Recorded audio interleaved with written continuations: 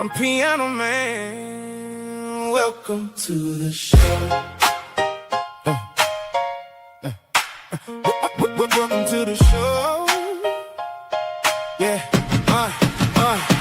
Welcome to the long run with an honest tongue. Justified, opinionated when the topic comes. Don't give a piss about nothing but tide. Honey be on my mind and I keep that pride. Stroke still strong, last name long. Roll tide, roll where the truth belong. West Virginia born, working hard in my soul. Still got that steel town grin and I take control. F them trees, yeah I said it loud. Go Steelers too, got the whole room proud. Love that college game, love that Friday light. Love them real world problems and we talk all night. We bring that fire gumbo daily. Stir it up, don't play me. Bishop on the forge by fire away. JB got the whole room crazy. LaToya in the mix, can't tame it. Twist to keep the freight line moving. Welcome to the show.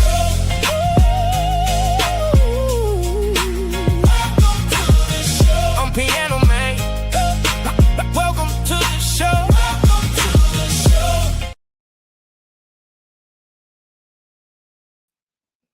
Hey, good morning, and welcome to the Long Run with Piano Man.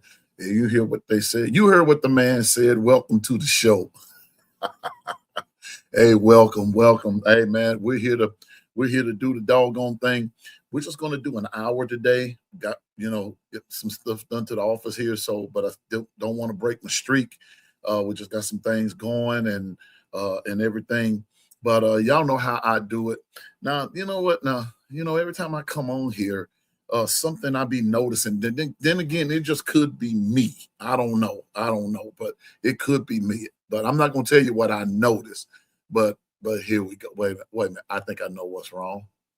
There it is. Now, yeah. I told you it was me. It was me. Yep.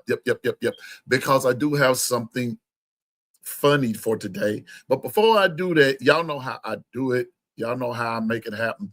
I'm not riding solo by myself. No. Now I get in trouble by myself. And when I get ready to go do my dirt, I do my dirt by myself. But when I'm doing this show, I got a compadre. Y'all know who it is. Here we go.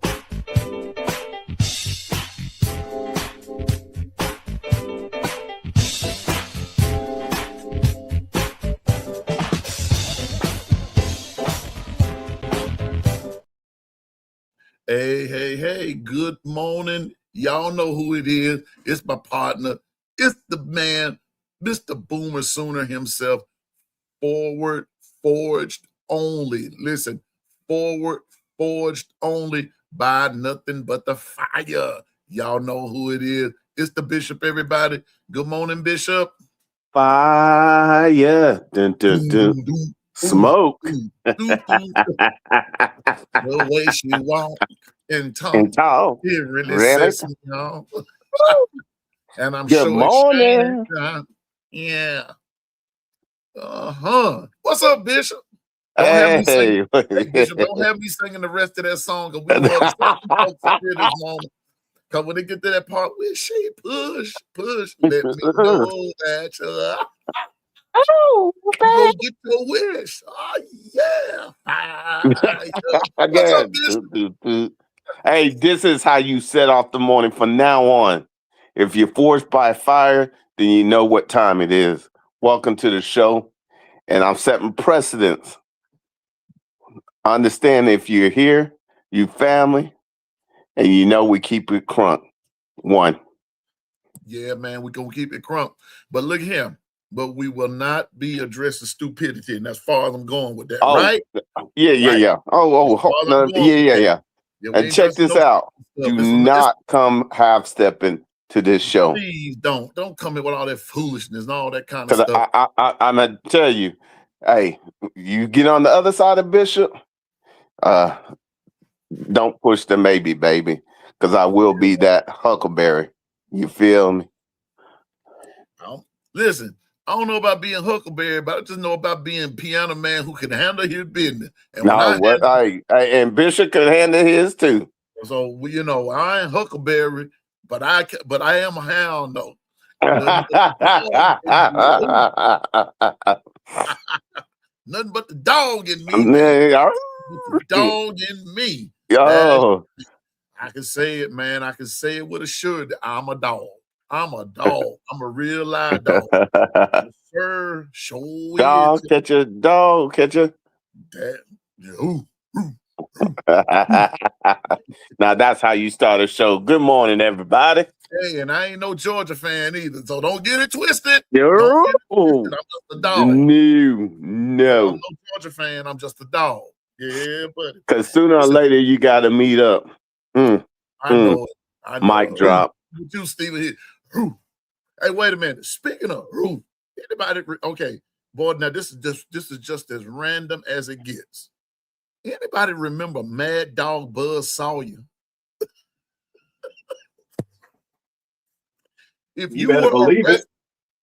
if you were a true if you listen, you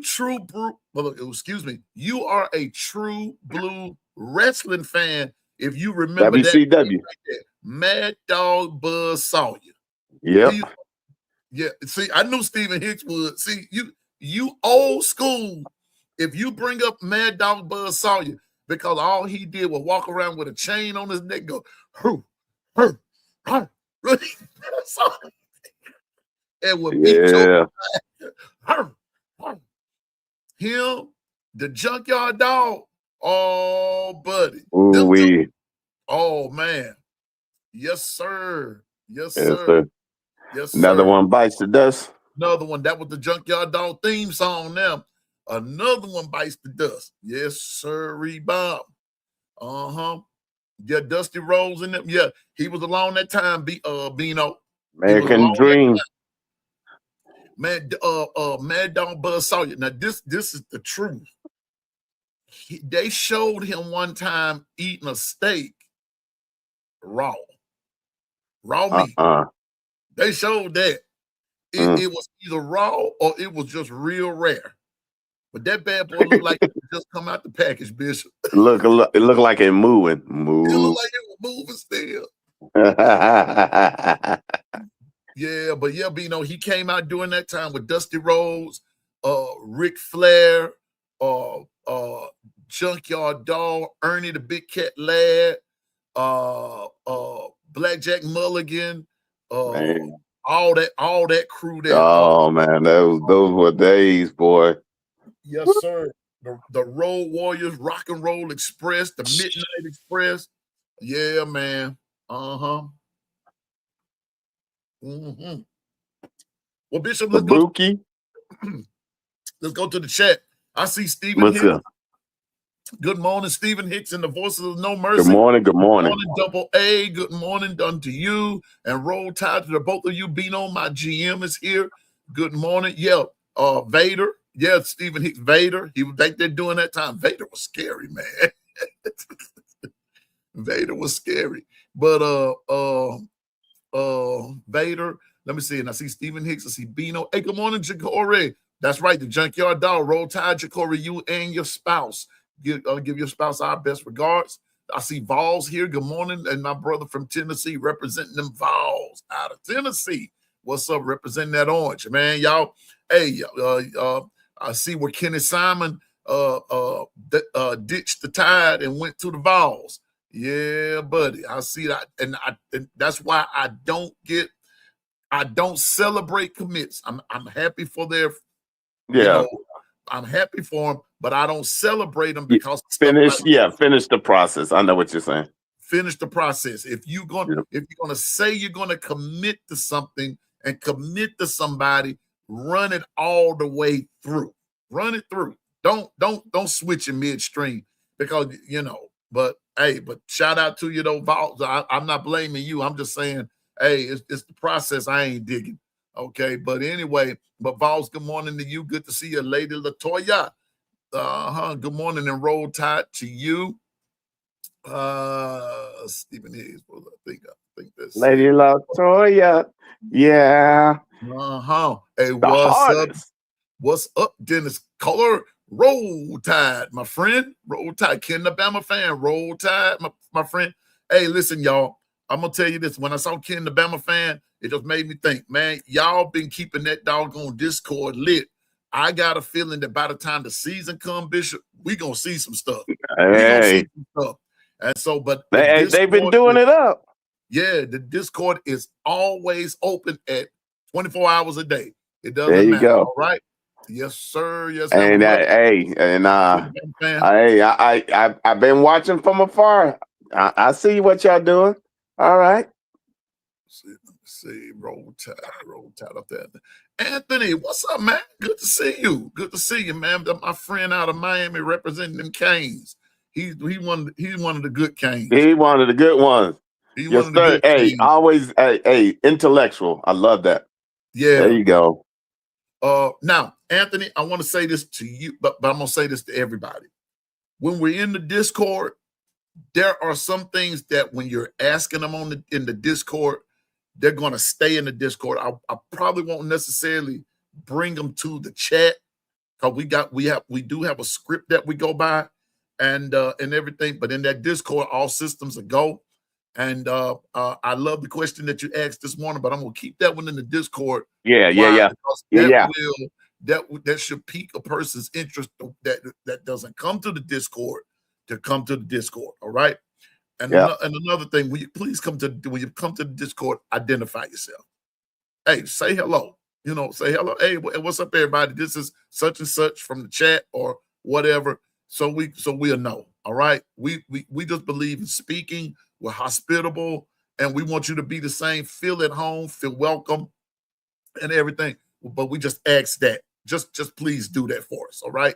And just chime on in there. I'll just chime on in. All right. Good morning, Reverse Flea Flicking Wildcat. Boy, he named all the whole offense, man. Because that show what be going on. Reverse Flea Flicking. What's up? What's up? Okay, Bishop, we done made it to the top of the hill. So let's go back down to the bottom of the hill. True. Let's see what we got going. The way you walk and talk. Yeah, man. You could tell I had a good weekend. Now, yeah, man. Mine was pretty hectic and everything. But let me tell y'all something, right quick, Bishop. Sure. Yesterday, I was on my way to church, and I got to thinking, I got to reflecting on some things. Hey, shout out to 509 subscribers. Thank you for being a subscriber. Thank you so much. And we're on our way to 1,000. We're on our way to 1,000 and more. But Bishop, I was reflecting on some things, and y'all, Take this moment. Come on now. I got to thinking about when all of this first started, how receive some opposition. And there's always going to be opposition in everything that you do. There will be doubters, there will be naysayers, and this and that and the third. And something came on the radio talking about how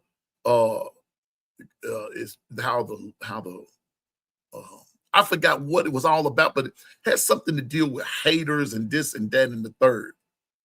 But then a thought occurred to me, Bishop. We pray and we ask God for stuff, and we ask God to help us do things and to remove our haters out of the way and this and that and the third. And there are some times that God does remove the hater out of the way, okay? But here's where the problem comes in. Everything that hater said about you is one of two things. It's either true or it's false. When you don't do what you're supposed to be doing, and you're claiming that this hater is in your way, and you won't utilize anything, you won't work, you won't grind, you won't do anything, what you've done is, even though the Lord removed all of these obstacles out of your way, you still made what your haters say be true. You're not a grinder, you're not a worker, you're not this, you're not that, you're not the third. So I got to thinking, Bishop, about our show. I got to thinking about projects and I just began to asked the Lord, what's next? How do I handle this? What do I do? Uh-huh. And he took me to, in my mind, he took me to, y'all know I love my Bible. I ain't talking about Athlon right here. I'm talking about the Bible. But I love the story about when Moses and the children of Israel were getting ready to cross the Red Sea, right? Mm-hmm. And Bishop, there were mountains on both sides of them Mm. filled with enemies, filled with haters. And there was no way that Moses and all that aggregation of people could navigate those mountains with all of that, what they had going. They had the Egyptian army behind them and a Red Sea in front of them. And it's only what God said, according to the Bible, is what my inspirational word for this week is right here, Bishop. Check this out. He said, what's in your hand? What's in your hand? Moses says, a staff. What's in your hand? Bishop, I got to thinking about that. I'm steadily asking the Lord for this, that, and the third, but he's asking me one simple question. What's in your hand? What's in your hand? Use what's in your hand. Some of you, you're not using anything that God has already blessed you with. What's in your hand? You're not doing anything. Listen, your idea is in your hand. The vision is in your hand. Your next breakthrough is right there in your hand. It's in your hand. I have two words for you. Use it. Use it. Use your staff. Use your staff. Use what God has blessed you with. And then the other thing he imparted in my spirit, Bishop, ain't nothing to it but to do it. So you know what I started doing, Bishop? I started writing stuff down. Write the vision and make it plain. And make it plain. But guess what? I'm using my staff. There you go. I'm using my staff. I'm using what's already in my hand. I could care less about haters. I could care less about people that don't support. I could care less. And you know what else, Bishop? I've been noticing lately that some folks talk a good game, but then when it's time to perform, when it's time to you know what we used to say, either or get off the pot. Remember that? Yeah. And everything. When it's time to do one of the two, then there's a lot of excuse. People don't want to talk to you, this, that, and the third. But guess what? I use what's in my hand. I use what's in my hand. And when you do that, then Red Seas will open. When you use what's in your hand, you can cross over to the other side. When you use what's in your hand, things happen. Stuff happens. I'm talking about positive stuff. You walk into your destiny. You walk into your purpose. You walk into your plan when you can use what's in your hand. The moment you use what's in your hand and stop focusing on the enemies in the mountains, stop focusing and fearing the enemy that's behind you, stop being intimidated by the Red Sea that's in front of you, and use what's in your hand, you're going to find out that you can take the little things that's in your hand and create big results. Why? Because that's what God has purposed you to do. And so, Bishop, so with that being said, can you hear me, P? Welcome. You know what you and us three have been talking about? What's that? You know what us three have been talking about? You remember we said we wasn't going to put it out there yet. But y'all know the subject matter to us three we've talked about and everything. Oh yeah. Not that I had any doubt. But I just needed a little bit more confirmation that I'm heading in the right direction. And I got my go ahead. Use what's in your hand. Yeah. Use what's in your hand. See, don't worry about what's not there. Just focus on what's there, and what's not there will soon fill in the blanks. The Hey, blanks P, will soon fill in. Go ahead, Bishop. check this out. Good morning, Gov. Check Come this on. out, P. Listen to what you said. You had you had the mountains, you had your haters all around you, but yet use what's in your hand. Well, your hand is the extension of your body, of your mind, and sounds like a fire test. Yeah. But guess what? I'm going to win. There Matter you of go. fact, I've already won. I've Now, already now won. let's start the show.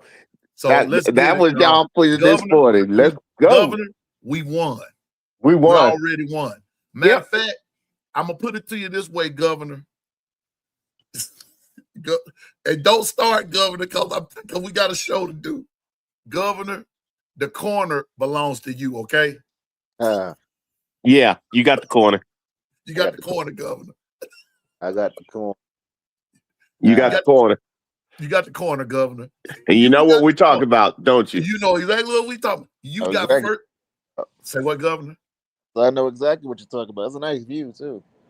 Yeah, you got to go. Listen, matter of fact, I have already sealed the corner off, and it just says Governor. Okay? Yeah. It just says Governor. And that's it. Nobody can touch that. Don't you remember when we got a show to do, like, but this is part of the show. But anyway, Bishop, Yeah, it is. Governor, y'all remember when the show Amen used to come on with Sherman Yeah. Hemsley? Jack and it said, this was the parking spot for Deacon Fry, and there's a little caption up under said, "Don't even think about parking here." Governor, that's what your caption said. This belongs to the governor. Don't even think about coming in this corner. Don't even think about it. So you got it, Governor. You got it. All right. So that's your word for today, y'all. Yep. Use what's in your hand. Use what's in your hand. Use what's in your hand. The resources, the utilities, everything that the good Lord has blessed you with. And as Governor says it every day, I hope he don't mind me borrowing this. You woke up this morning. Use what's in your hand. Use what's in your hand.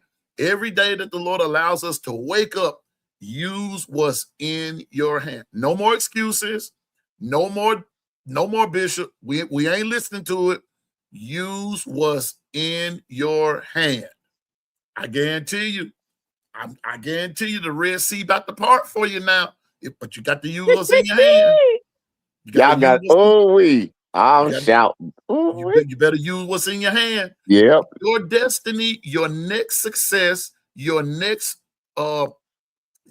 idea is already in your hand. It's in your hand. I'm telling you. And so y'all about to see something. And Governor and Bishop, that's it. That's it. And I know. I went and did something, and I just did something. Hey, fire. Dun, dun, dun. Then I lead the Ohio players out of this. All right, here we go, everybody. Here we go. Yesterday, Bishop and Governor, I was doing some reading, and y'all know I'm always looking for articles, and some things I just run into. I love to read. I love to keep up with the news, which I don't get off into here on this chat because we say we don't do things political, we don't do things on the religion side, and we don't do things on the sexual side. About that last part, that's on. Sometimes some of y'all get pushed close to the edge. But anyway, don't push me, cause I'm close to the edge. Be like Fred Sanford, JB. Been a lot of years. It's been a lot of years. But anyway, last night, y'all, I ran into something. And it was the Alabama football opponents, top NFL prospects, as far as according to ESPN. Now, when ESPN does a thing now, y'all already know it's pretty thorough. They know what they're talking about. This came from ESPN. Alabama plays 5 teams with top NFL prospects. Now, before we go any further, we all know, the bishop knows, the governor knows, we all know. So I don't want any deep thinking folks on here saying, y'all don't know how this is going to turn out. We never said we did. We're telling you who we're up against, who we're playing against, and how all of this goes. Not all teams are created equal, but there are some good players on these teams. They're good players. And the NFL has, said they're interested. Well, the number one team out of all of this, first of all, let me see, I wrote this down. Here we go. And I noticed the caption is, we said that these are the Alabama football opponents. These are the teams that Alabama play. But the team with the most NFL prospects, Governor and Bishop, was Texas. And these are teams that we don't play. They have 9 prospects of the NFL. Not necessarily going first, second, or third, fourth round. They're just 9 prospects, So we're not sure where they go, but 9 NFL prospects. Texas has 9. Ole Miss and Missouri have 2. But dealing with whom Alabama plays, Governor and Bishop, the number one on our list is, we all know, is Georgia. Georgia has 7 NFL prospects. Nate Frazier at running back, Lawson Lucky at tight end, Drew Bobo at center, Raylan Wilson at linebacker, Chris Cole at linebacker, Ellis Robinson the fourth at cornerback, and KJ Bolden at safety. Bishop. UGA had 7 of them. Now, Governor, what I went and I looked up, and this time I got my other Bible, which Governor and Bishop, I'm going to get my Lindy's Bible while I'm out, while they're here doing some work and everything. I'm going to get my other Bible today. I went and looked at Georgia's depth chart. I went and I looked at it. Now, Bishop, Governor, check this out. Notice in this NFL prospects, 1, 2, 3. 3 were on offense. But did y'all notice who did not make that cut from Georgia? Governor, you want to take a stab at it? Quarterback. You got it. He did not make that cut. And may I share something else with y'all? No wide receivers made the cut. Oh, so it's defense. Mostly defense. Now, when I went and I looked at their depth chart, Bishop, here we go. Georgia has 6 returning starters on offense. The 6 returning starters is left tackle Ernest Green, left guard Dontrell Glover, center Drew Bobo, tight end Lawson Lucky, quarterback Gunnar Stockton, and running back Nate Frazier. That's who's coming back. That's the 6 starters. But in those wideout positions, they got a guy by the name of Isaiah Cannon, and another wideout, Taylor, and another wideout, Sokovie White-Helton, a junior, a freshman, and a sophomore. The other is a right guard, Zyke Helton, a freshman, projected starter, Juan Gadsden, a sophomore, and then we gave those others who are starters. Why am I bringing this up on offense? Because according to Georgia, Georgia's going to play Oklahoma.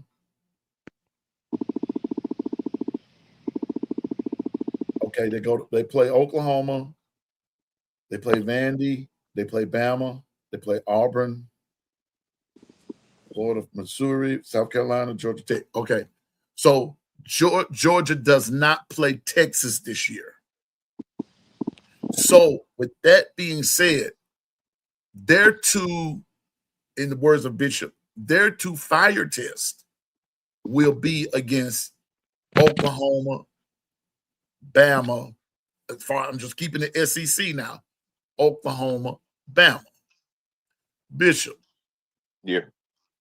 When you go back and you look at and Governor, when you go back and you look at Bama's depth chart on defense, now I'm matching offense against defense. Georgia has 6 returning starters on offense. Bama has 4 returning starters on defense. Those 4 returning starters are Yanzi Pierre, Sabian Brown, Keon Sabb, Bray Hubbard. Now we know we got Red Morgan, Dijon Lee, QB Reese. We're going to have Caleb Woodson. We're going to have Kedrick Bingley Jones. We're going to have Terrence Green and Devin Tompkins. Those are projected starters according to Athlon. Now we know these things are subject to change as the coaches give out these starters. How, Bishop, going into the matchup with Bama, and then I'm coming to you, Governor, with the same question.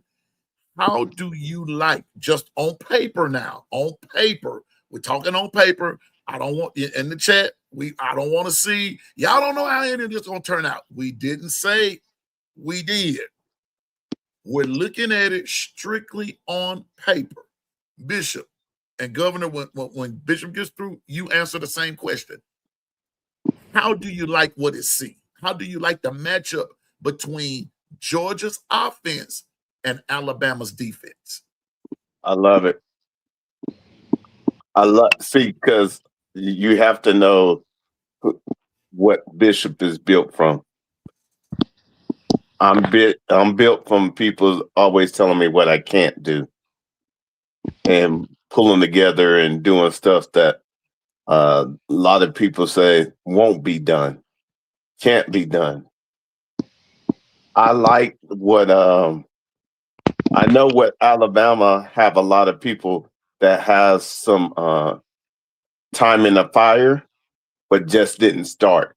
So those only 4 have some people that has some skin in the game that is not being included. But here's the thing about it. No matter whose skin is in the game, you guys play as a team, and seems like right now you have a good understanding of how to play them said dogs. Mm-hmm. Go ahead, Governor. I like it because I think our defense was better than theirs last year.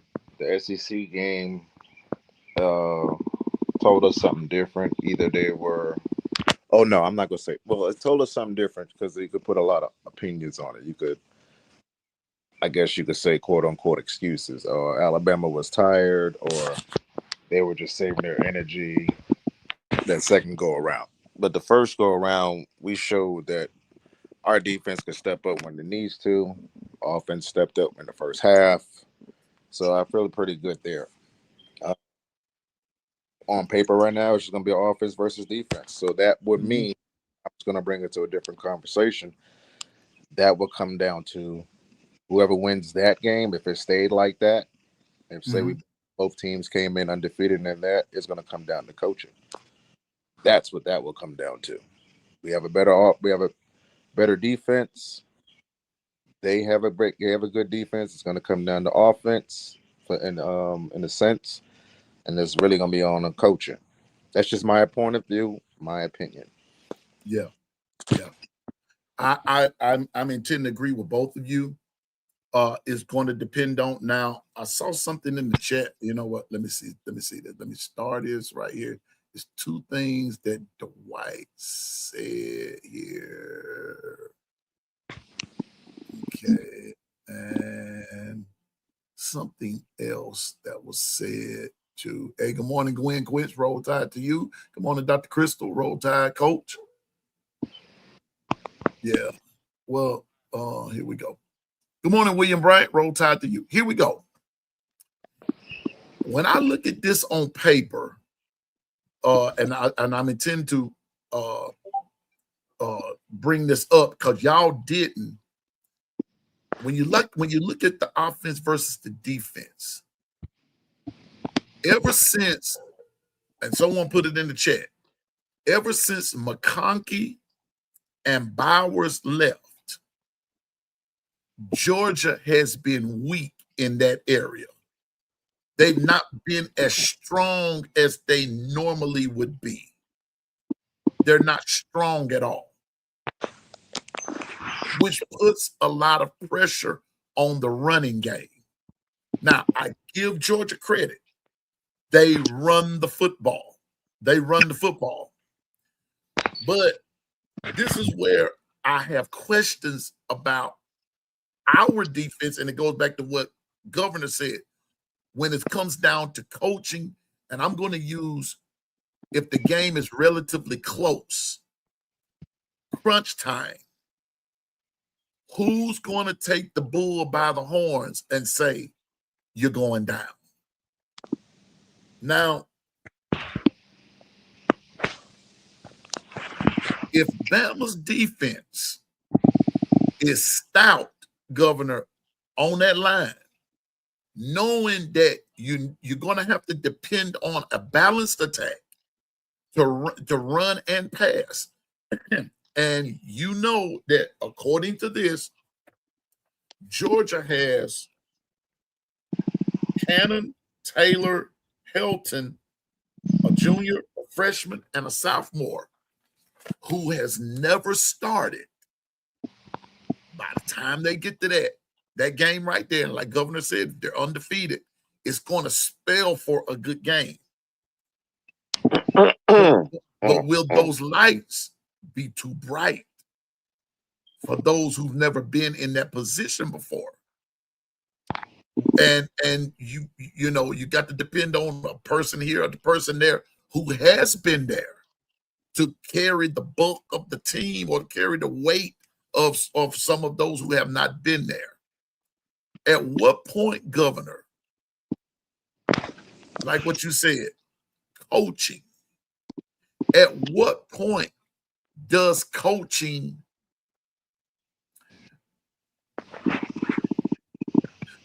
the coaching has to match or supersede the talent? I know what I'm trying to ask it. It won't come out right.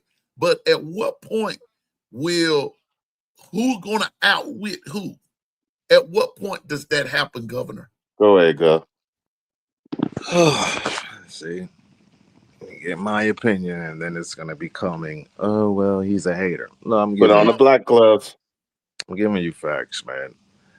I can care less at this point. This is how I'm feeling. I'm not speaking for everybody. I'm not speaking for people in the chat. I'm speaking from my point of view and how I'm feeling. I can care less who's on the offense. I can care less who's on the defense. Nothing is going to go in our favor if all of our coaches are on the same page. Period in discussion. Yep. Our coaches are not on the same page or to have the same goal and the same tenacity. It's not going to reflect on our players. All of our players collectively. Well, of course, we have some dogs on the offense. We got some dogs on defense. We don't know exactly who they are, but in our hearts, we know who can step up when they need to step up. We've seen Bray Hubbard step up in that big con. We've seen Pierre step up in times. We've seen that, but the problem that we haven't seen as Alabama, we haven't seen the entire team step up together.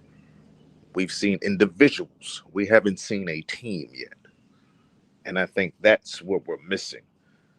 So when we talk about Alabama, or they bring up the Alabama standard and the Alabama from old times, they're talking about the entire team stepping on the other team's neck, not Mhm. individuals. And I think that's where we need to get back. It starts from the coaches and it's going to go down. Individuals and names is not going to do it for this type of season that we're going into. And Mhm. it's, it didn't happen and back then, and it's not going to happen now. Not one person is going to give us a championship. It's going to take the entire team, even the scout team, because we had some scout players back in the day who stepped up when we needed to step up. Mm, mm. Had walk-ons who had to step up, and they had to step up. Develop I'm just development. we've been saying that word, when I guess it just goes over the heads, or it just gets blinded because we get distracted with the whole NIL thing, or we get distracted with outside news and other. The foundation that was set and predecessor from Bear Bryant to all the coaches that were in between till now, Bama is Bama. Bama is a team. It's no individuals over here. We're gonna have stars, yes. You're gonna have those guys that's gonna pop out, yes. Mhm. But the team has to move like one. That's just my Yep. point of Oh, I understand, Governor. I Can got I you. pick? Can I piggyback? Go ahead. Tag. I'm it. Check this out. Not only is he saying the right thing, if you're going to be in the playoffs and have an opportunity to play for the Natty, that has to be that foundation to include the coaches, making sure that they understand the pravity of the scheme that's necessary to complete your task at hand. Because I understand a lot of people, they gloss over when we say 44 starters. If you look, there has not been a season uh, gone by that you haven't gone deep into your roster. Uh-huh. And, and if that's the case, then we need to already start developing and letting them know, hey, these might be the actual people that starts off, but we need everybody pulling on that same rope. And understand, if you get 19 plays, I need your best 19 when it comes your time, and be ready for your moment. But that only occurs if the coaches have developed them and has really uh, pushed the narrative that all hands on deck is needed to do Mhm. this. Right. And nobody is below us. We are one. Because understand, everybody always seems to forget about the scout team. If the scout team gives you great looks, you can make adjustments. There's that word, adjustment. Mhm. Hmm. Coaching, being ready for your moment. What's in your hand? can Mhm. I add to that? Go, Tag, you. We tagging, you know, and it's another the other positions that we really tend to forget or just gloss over until we actually do need it. Special teams. Mm, Yep. mm, mm, mm. Yep. People don't Yep. understand. Yes, we had it. We always had a great defense. We had some nice offenses. But you know what really won us a lot of championships? Say it again. J.K. Scott. He won Mhm. a lot of championships. Why? Because he knew his role, in which was to switch the field. Our special teams used to be great. Not just our defense stopping the run and intimidating the other offensive players, not our offense exploding whenever they need to or managing the game. Our special teams used to be on point where it didn't matter. We were okay going a length of the field and then punting because we know that punt is going to go inside the 5, which helps our defense. Flipping the field helps your defense. Kicking field goals when you need them helps your offense or even helps your, I'm gonna say, the offensive coordinator, because now you didn't have to score a touchdown, but you got some points. That's some type of positive thing. Okay, we didn't score on this drive. Okay, cool. But it was working. They just did a good. They sometimes teams just they get a stop when they need it. It happens. It's the game of football. But the special teams plays a big part in winning, not just defense and offense. Our special teams take a big part. Punt protection, punt runs, kickoff. Like, when's the last time we had a good kickoff return? Or a punt return? When was the last time we've had one? And Governor, and you know what? When you ask it in that fashion, those are the things that make or break a game, or changes the complexion of a game. I.e. Kenyon Drake against Clemson in that game. I.e. Reuben Foster doing that kickoff when he hit Leonard Fournette right like that. Those are things that brings momentum. It switches the complexion of the game. So you're right. And those are fair and legitimate questions. Go ahead, Governor. Just, the reason the kick 6 against us with Auburn. Yeah. Like, special teams is a big part to a lot of games. A block kick, Terrence Cody. Like, those are big things. We don't get excited for special teams no more. It's like we got offensive defense. We don't need special teams until we needed them. Gotta have it. It's a part of the team. It's a part of the game.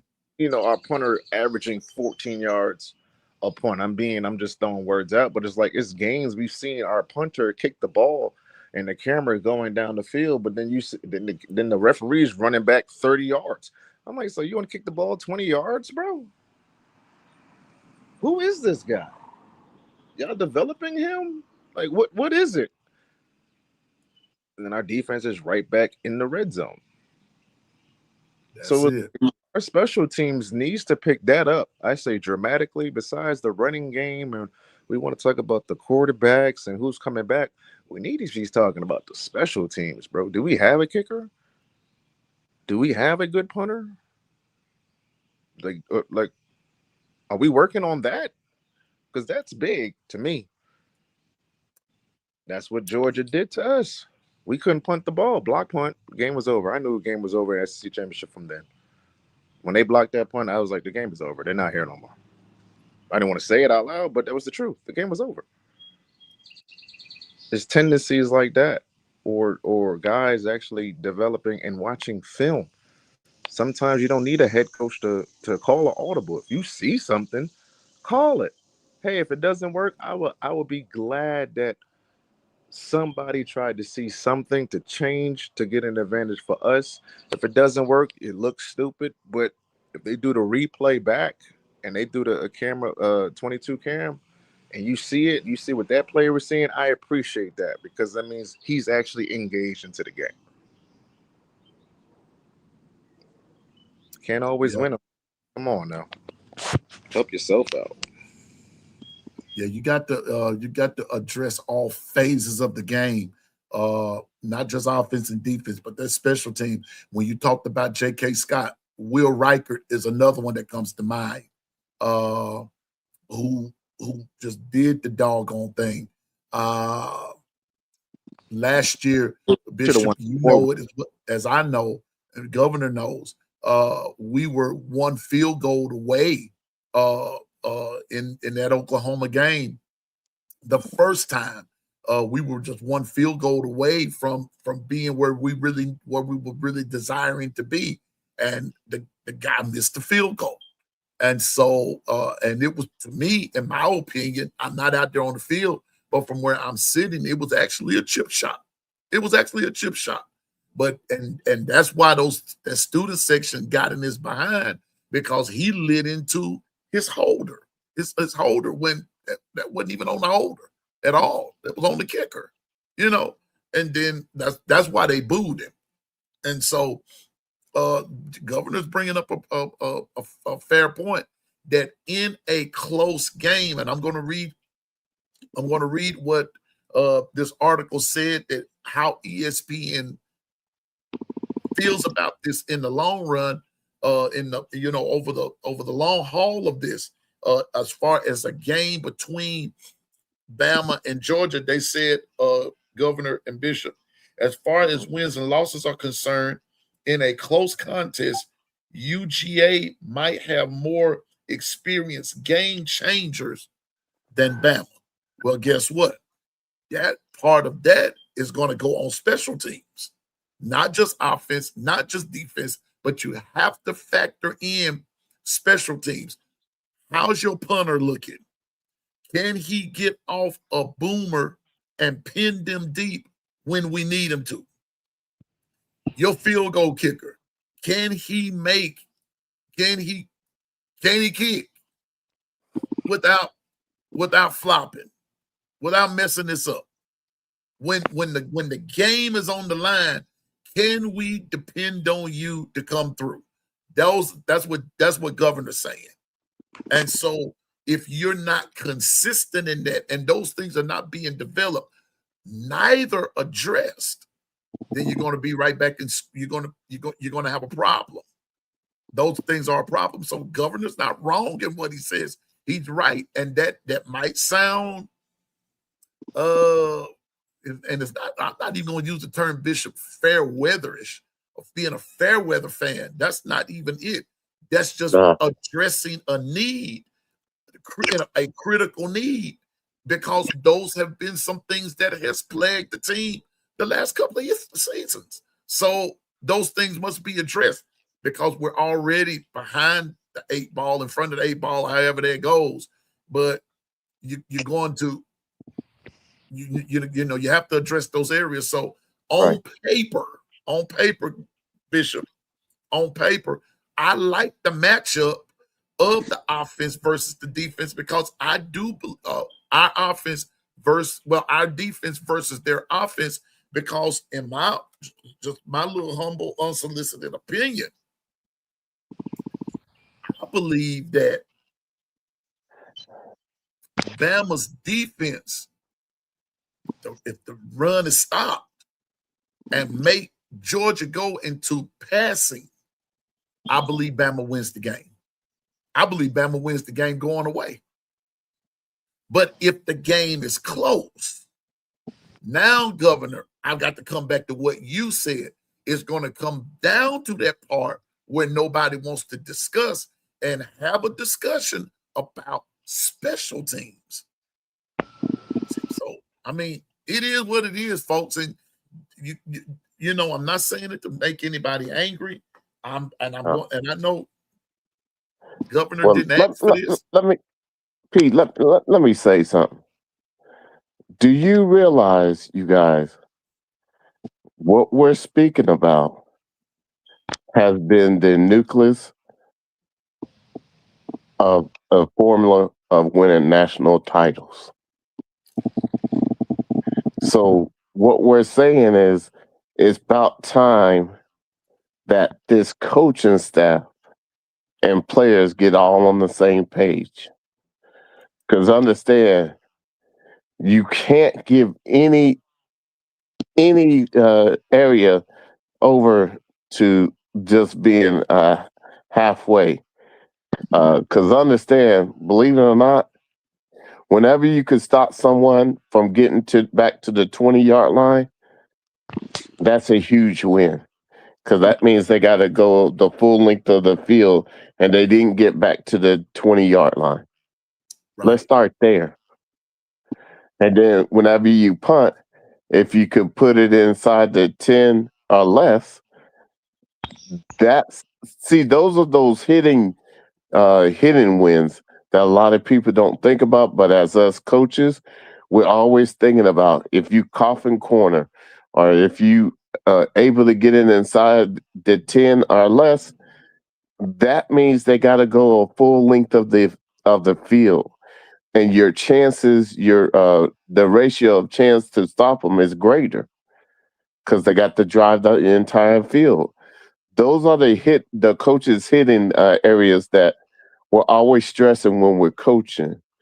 So what we're actually talking about are those areas that allow you to dominate an opponent, because the more that you can uh, put them deep into their territory where they have to drive the field, the better off you are.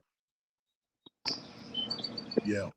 And so I think it's going to be very interesting, that game.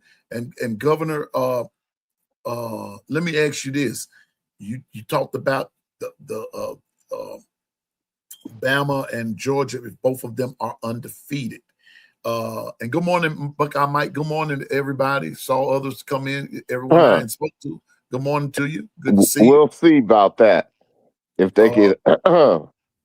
but and that's what I was about to ask, Governor, before I saw where I saw Because others come the in. 26th is I was going to be going a to ask that big about that weekend. question. Now, Georgia does play Oklahoma first before they play Alabama, Governor. How do you, like I said, we're just talking about on paper No. now. Yeah. We're just talking about on paper. Now, Oklahoma, let me see. Oklahoma has 6 returning starters on offense coming back and 5 on defense coming back. So with that being said, just from your projected, and I know we don't keep up with Oklahoma like that, and we keep up with Georgia in a kind of sort of way because we play them and we beat them the majority of the time.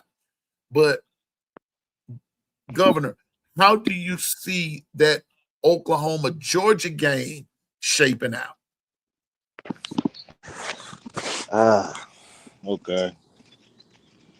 Where they playing at? That's the In first. Sanford, In Atkins. in Athens, in Athens. Playing Hmm. in. Hmm. Okay. Well, one, I'm gonna say this. I believe it's going to be a closer game than what people are going to say, because when you're doing these type of predictions, they're not going off of the talent on the team. They're going by legacies. That's how we pick. We actually normally pick games. We go Uh-huh. brand and we go on the legacy, right? So most people are going to say Georgia. Honestly, I think it's going to come down to special teams. I brought that up for. I think it's going to come down to special teams. Um, I think Oklahoma has a better special teams collectively, and I'm talking Uh-huh. about return, kick return, and actually punching and kicking. The reason why I say that is because you don't see a lot of stuff from Georgia from the special teams. They normally are either scoring touchdowns and kicking the ball off, or getting a punt return and driving the game. You don't see them in like a struggle special team wise, punt, punt, punt, punt. You don't see that consistency, right? If Oklahoma can make that into a game where it turns into a special teams game, I think Uh-huh. Oklahoma that game, right? Mm. That's just my. Hmm. I think Hmm. if it's down to special teams and Oklahoma can make it a game where it's actually a special teams game, I think Oklahoma's got the nod. I think they have the nod. But yeah, I'm gonna throw something out there for y'all. Ha! It's just my opinion, y'all. I'm just giving y'all my opinion. Why do you think it's so important to Georgia to stay relevant?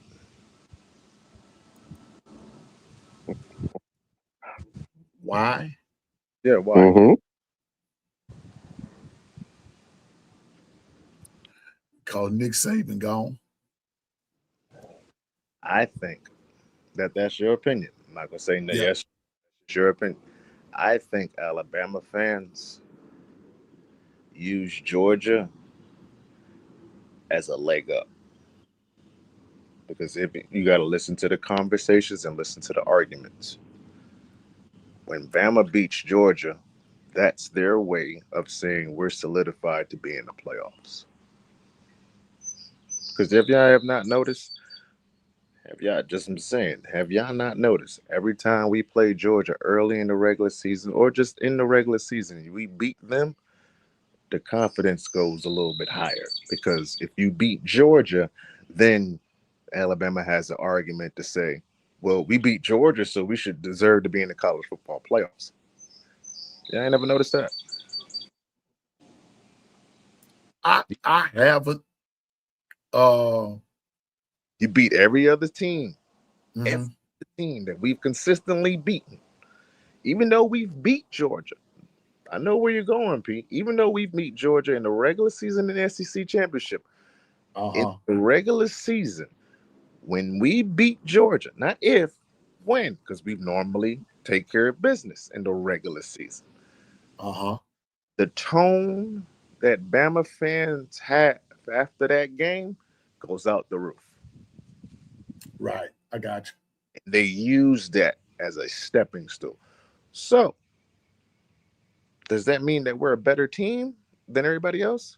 No. No. Does that mean that we can have a bragging rights for beating Georgia? Yes. But here's the problem. When we face them again, that energy ain't the same. The energy is not the same. I see what you're saying. You know what I'm saying? Yeah, I You see what you're saying. get to the college football playoffs, but Yes, there you sir. come back into getting the revenge. Because our game after Georgia goes downhill every single time. It's like, well, we beat Georgia, so we just got to barely beat everybody else, and we're good. But we beat Georgia. That's the argument. That's your argument. So what if Yep. Georgia had this season? Then what? Well, I'm at the place now, Governor, where I I I'm with you, and I'm glad that you brought that up because it is true what he's saying. You can't argue against the facts.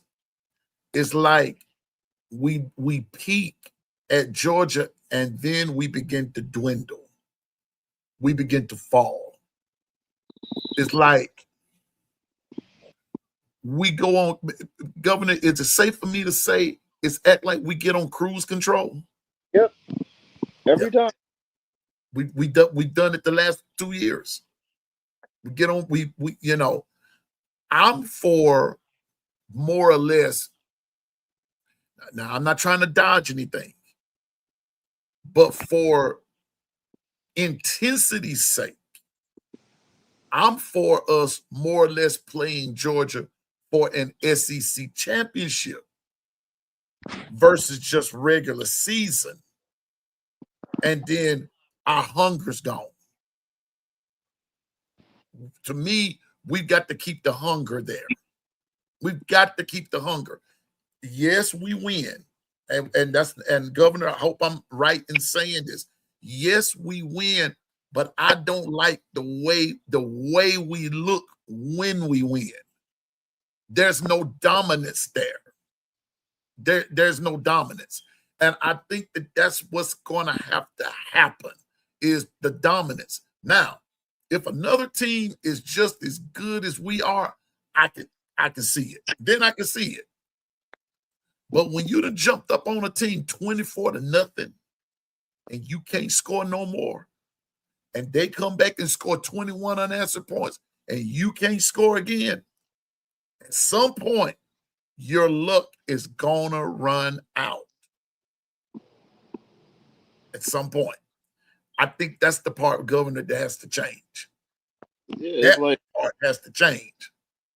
it's like we played Georgia, we beat Georgia, and the season's over. That's how it feels. Like the season's over. Oh, we did what we were supposed to do. We beat Georgia. Yeah. Week 5. You don't think that team is going to get better? You don't think the next team is going to get better? It's only week 5, but that's the Yeah. season. We could just play vanilla for the rest of it. We did what we beat Georgia. So now I really got to think even though we've dominated Georgia over the years, because we use this, we're 10-2. We're 10-2 over Georgia. Head-to-head matchups. Yes, outstanding stat. But are we everybody's Super Bowl, or are we now becoming Georgia's Super Bowl?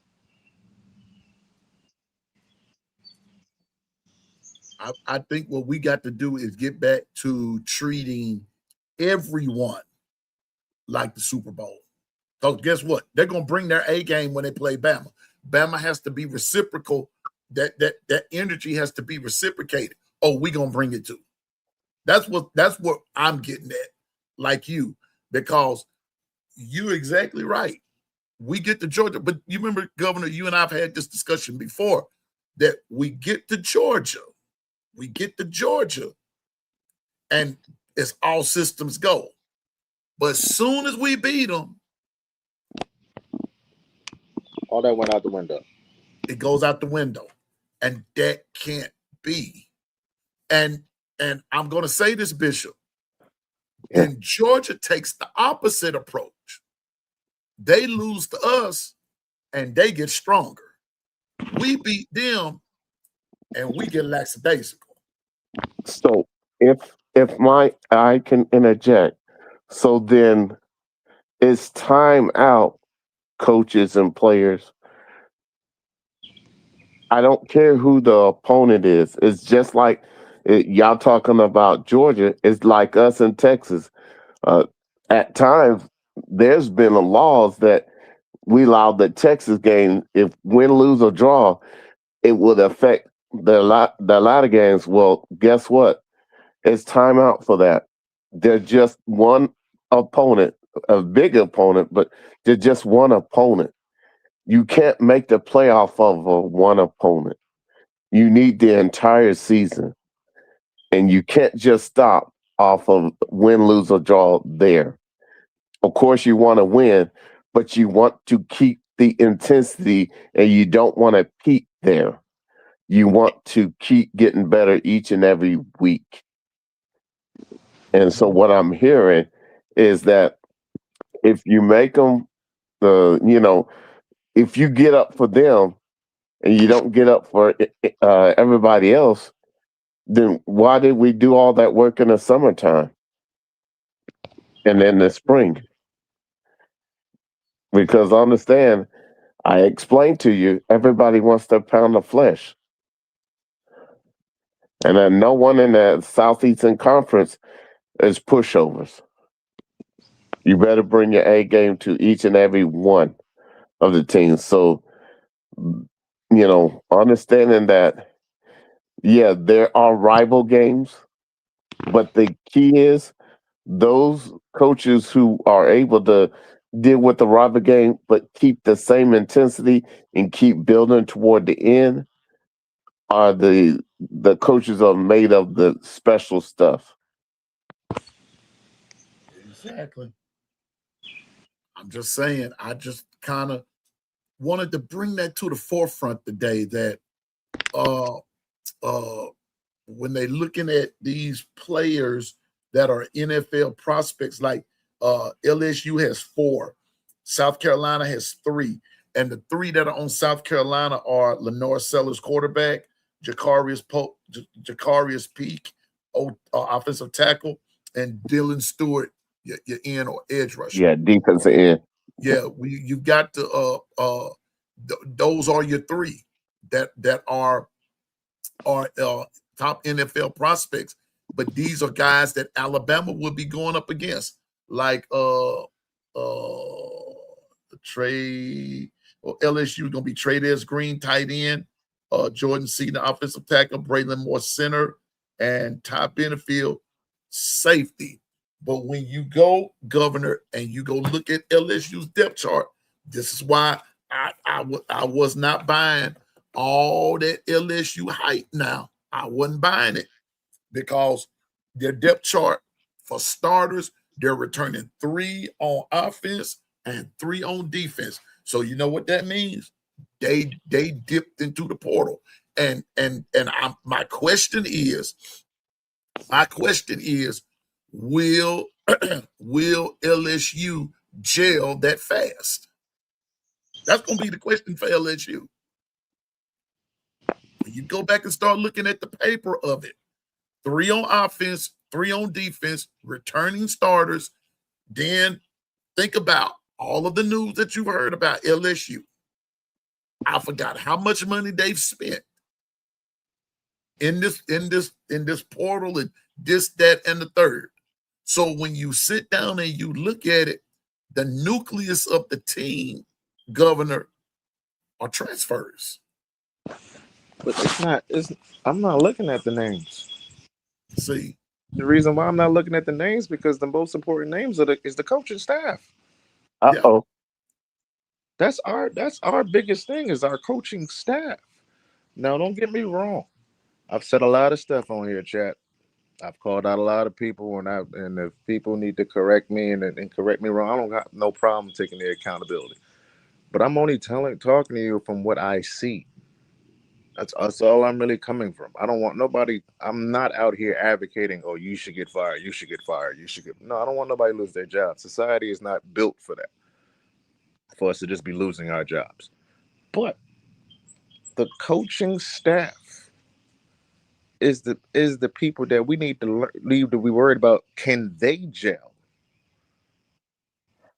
Worrying about other players and other teams and who's coming in and who's staying and who's starting and who's returning. They ain't got nothing to do with Bama. The coaching staff is the reason why we having these type of conversations right now. I can care less how much LSU is going to gel. What does that got to do with Alabama gelling on a coaching staff? but Because Governor, but the players play the game, right? Aren't the players okay? And I get what you're saying, but what I'm getting at is the fact that when you're saying that the coaching staff has to gel. All right, so let's just play that game right there. Who's going to gel the fastest? Will the coaching staff at Alabama gel this year, or will Georgia eat the jello? I don't know what you mean by that. Okay, if you're saying that the coaching staff is not gelling,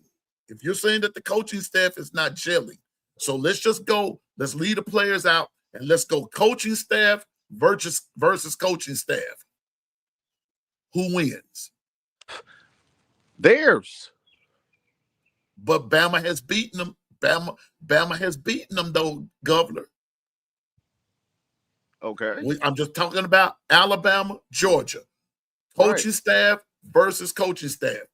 Right there, who wins? Theirs. How? If you're going to base it on one game, okay, I'll give you that. But if you base it on the other games, as much as you said that the coaching staff has not gelled, Bama has beaten Georgia twice. Bama has beaten Georgia twice in the regular season. Have they beat them when it mattered recently? They hadn't had to play them when it mattered, though, Governor. They played them at I thought every game mattered. You see, we can't do that. But why not? Can't do that because the reason why I say we can't do that, we've beaten them. I've said this already. We are 10-2 against Georgia.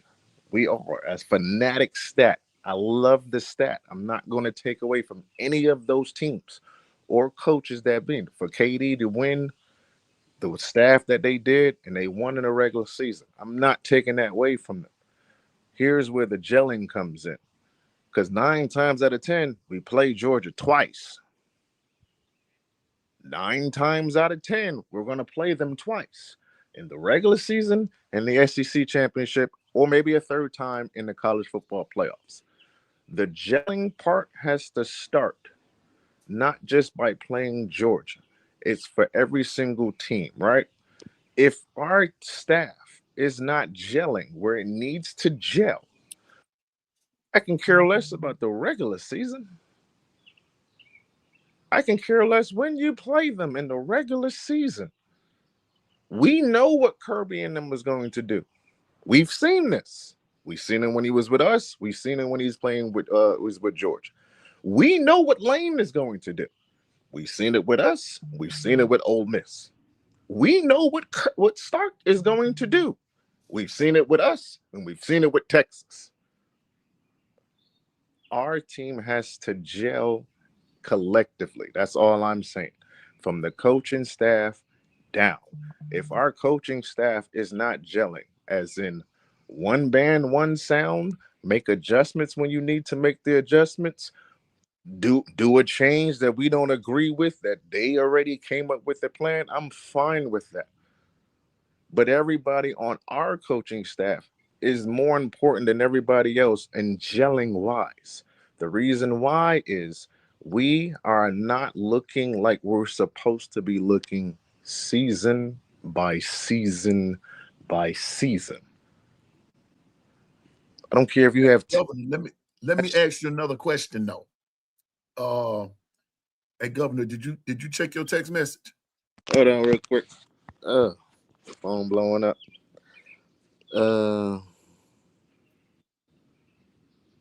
Yep. Okay. Governor, let me ask you another question. Mhm. Let's go back to the part where you said, and we both agreed. I can't believe I'm about to ask this. But does it seem like that the staff gels when it's time to play Georgia at that point, and after beating them, then all of a sudden it becomes unglued? So that means that we're not gelled then. So is You the can't gelling a turn it on. pseudo gelling? Huh? Is the gelling a pseudo gelling? In other words, it just looked like that it's gel. It's okay. Okay. I'm gonna bring up two brands. They both do the same thing, but you use one for different things and you use the other ones for style. You got Elmer's glue and then you have Gorilla Glue. Okay. Yeah, Elmer's glue is for the style, the fashion. You don't want to make too much of a mess, and that's just for the time being. That's like your poster boards. Your Gorilla Glue you're using so it can withstand for longevity. I don't want the Elmer's glue because the Elmer's glue seems like you only use the Elmer's glue when you're playing Georgia in a regular season. We need the Gorilla Glue from start to finish. Because when you play this team again, that Elmer's glue is not working. We can't regress after the Georgia game. We've done that 2 years in a row. Right. That's a problem. Like you can't beat the team that you want to put your chest out and brag about, and then the very next week we look ass. It look like we never played football before. That's not gelling to me. That's just okay. Let's do everything possible to win this game so I don't get back. That's what it seems like. It feels like that. You have to. It feels like KD has this pressure from us as fans and the media. Or if you don't beat Georgia, well, you're gonna have a bad season. So okay, so we beat Georgia, so we're in the limelight. But the very next week, we look like we're like we just got on. We look like we just came out of A-Day. That's my problem. Right. I'm just saying, like I don't. For me, it's just me. I'm not talking about P. I'm not talking about Bishop. I ain't talking about the fans. I understand every single game is important. Yes, it is. When you where you lose at, that's important. But it's like we big up this Georgia and Alabama game for week 5 to the highest degree. We will win, but then that very next week, your chest is deflated. Oh, because we're playing against Missouri? Oh, we played against Vandy? Oh, because we're playing against this team? Oh, it doesn't matter no more. We beat Georgia, so we got the bragging rights. No. Your play is supposed to keep going up. Because don't you think use that same game plan from the Georgia game against us? Which they have, and that's why we lost to Vandy the first time. which they have. That's why we almost lost 8 of the last 10 games the regular season last year. The gelling wasn't there. That's Elmer's glue. We don't want Elmer's glue. Right. We need Gorilla Glue from start to finish. Don't put Elmer's glue on a Gorilla Glue job. No. You don't do that. You don't put Elmer's glue on a Gorilla Glue job. And then by that same token, when we let me see. Here we go. Cause here we go. Because after we play Georgia, we go to Tennessee. You ain't got time to get deflated. No, you don't. Not this year, you don't. Going to Knoxville? No, you don't. Hey, Governor, don't. Bishop, remember when we began to talk about that bye week thing, thingy, and the lack thereof this time? This year, coming out of the Georgia game, that's going to show. See, the gelling is not, because I maybe make it more clear for everybody. The gelling is starting with my coaches because it starts with them. I don't care win, lose, or draw. You're still looking at your coaches. That's going to gel. You need that to be your strong base. Then the players need to take accountability as well. It's not just all on the coaches. It's on everybody. This is a whole team that we're talking about. You win as a team and you're going to lose as a team. The glue is going to start to trickle down to understand that you need to be on our level or in the same room on where our goals is going to be. If that's not it, then you don't need to play. You don't need to be here. And that's when you can start trimming down the fat. That type of fat I can agree with. If players ain't going to be agreeing with what the goal is, then you shouldn't be here. I agree with that part. But there has to be some type of accountability from everybody here. From now to when the season starts, they need to be understanding what the goal is, what we need to do, and how we're going to do it. I think those would be the questions that need to be put on the poster board or put on the wall, and that's it. Because you don't get those accomplishments by yourself, not in football. Right. You can't get 1,000 yards receiving if the quarterback don't throw you the ball. Yep. Because also with the gelling part, not to cut you off, not to be long-winded, if one of our quarterbacks go down after the Georgia game, is the gel going to be broken? Those are some fair questions. Because the gel can't break. The glue cannot break. It has to be solid regardless of who's out there on that field. We can't lose somebody and be like, oh, it's over now. Then what was the whole point of gluing it? It's just a ding. It didn't break. Put something else. Get some welding. Get a hammer. Stretch it back in. You know how we do things. We know how to finesse. I don't want to use a certain word, but we know how to finesse when things ain't going right in your household. When you got to fix something and the piece don't fit, you got to wedge it in. Get a hammer, knock that thing in here. Yeah, it don't look too right, but you know it don't look right. Everybody else is like, well, that look pretty good. You know what you had to do to make that piece fit. Yeah, you gotta fit. And in this is why it is so key. Let's go back to this quarterback thing again. This is why it is so key that whomever the starter is, it's got to be solid. It's got to be solid. Not just because this is who you want or this is who you or they. No favoritism. Let me put it like that. No favoritism. Whoever wins it, wins it. You won it. You've earned it. Not that it was given to you. See, that's another part of the problem of the gelling Governor, that I'm just going to throw that, as Bishop will say, I'm going to throw that caveat in there, is that, was it earned? Did you just give it to him, or was it literally earned? Because see, that's the other thing. We know a snow job when we see one. We know a snow job when we hear one. We've been at this a minute. We know. So this year is critical for Bama all the way across the board. Now I know, now Governor, I'm gonna say this right here.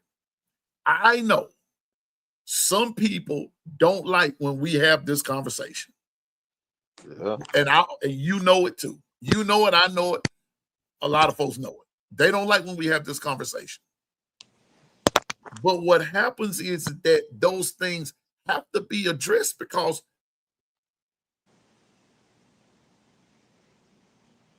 we're not there. We're not Friday, right? We're not there. All we see is the product on the field on Saturday and things that we hear throughout the week-a-day. Yeah. That's what we go by. That's all we have. And we come with our assumptions and our opinions based on those two factors. What we see on a Saturday and what we hear after the game. Now, we'll give you that. Just say for instance, they beat us one time. They beat a team of beat us. Like, folks are still harping on the Florida State game. We know we got beat 33-19. We got that, and we've accepted that. Mm-hmm. We accepted it. We did. But we also accepted the fact that after that game, there were some things that we started to get better at until we got to the Oklahoma game. And people forget that Alabama reeled off 8 straight wins, including Georgia, but got to Oklahoma again and lost. See, the point that we're making is that, well, the point I'm trying to make is that, I lost my thought right there, just that quick. I lost my thought. But the point that I'm trying to make is that everything has to be solid. Will a quarterback be solid? Do you know who you're going to start? You should. Who's made the best strides? Do you know who the running back going to be? Because Governor, we hadn't even really talked about that. Who's going to be RB1? It should be A.K. Deer. No, it's got to be Daniel Hill. No, it ought to be Crowell. It ought to be this. I'm going to say that. Put in the one who's made the best strides. Put in the one who makes the offense go. Who's clicking? Who's, like what you said, who's on the same page with the coaching staff? But that's what I mean. We don't know who's going to be RB1 because we don't consistently run the ball. See, so you're going to have to. Can't even who's going to run the ball because we don't run the ball. Check this out, Governor. Okay, let's take the players out again, and let's just go back to the coaching staff. Governor, this just hit me when you just said we don't run the ball. How verbal is Adrian Clem? How verbal? Is he going to have a voice? Where is his voice? Does he have one?